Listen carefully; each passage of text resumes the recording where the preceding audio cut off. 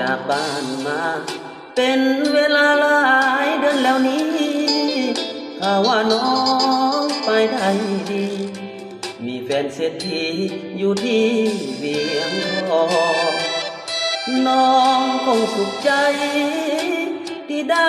สมดังใจปองปานใดจะมาเนื้อทองไอ้ของน้องกลับคืนมาหากมีเวลาจงกลับมาเยี่ยมยามทางบ้านคิดถึงน้องอยู่ทุกวัน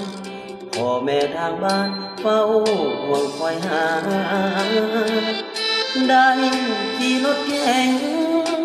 อย่าลืมเสียงเพลงบ้านนาอย่าลืมท้องถิ่นนาลุงป้าของเฮาเด้อนาอย่า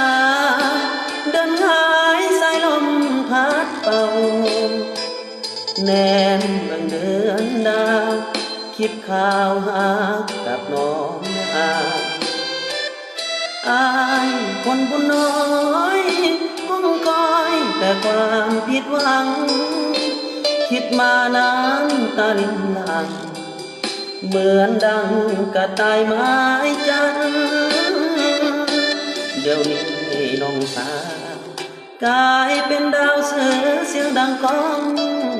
สมงามผิวพรรณขาวผ่องมีทางคู่ครองคนที่สมกันหนุ่มหน้าคนจนหน้ามนน้องคงสุขสันต์ได้ดีมีสุขสำราญแต่ว่าอย่าลืมบ้านนา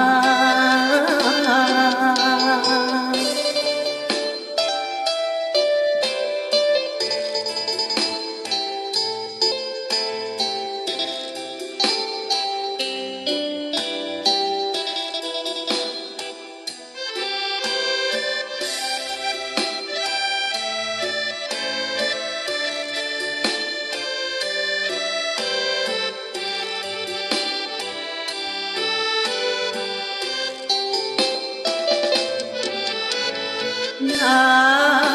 เดินหายสายลมพัดเป่าแนมเดือนดาวคิดข่าวหากับน้องนาอายคนบุญน้อยคงคอยแต่ความผิดหวังคิดมาน้ำตาลินหลังเหมือนดังกระต่ายไม้จันเดี๋ยวนี้น้องสาวกลายเป็นดาวเสือเสียงดังก้องสมงามผิวพรรณขาวผ่องมีทางคู่ครองคนที่สม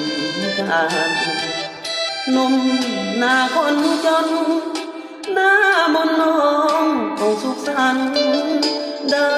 ดีมีสุขสำราญแต่ว่าอย่าลืมบ้านนา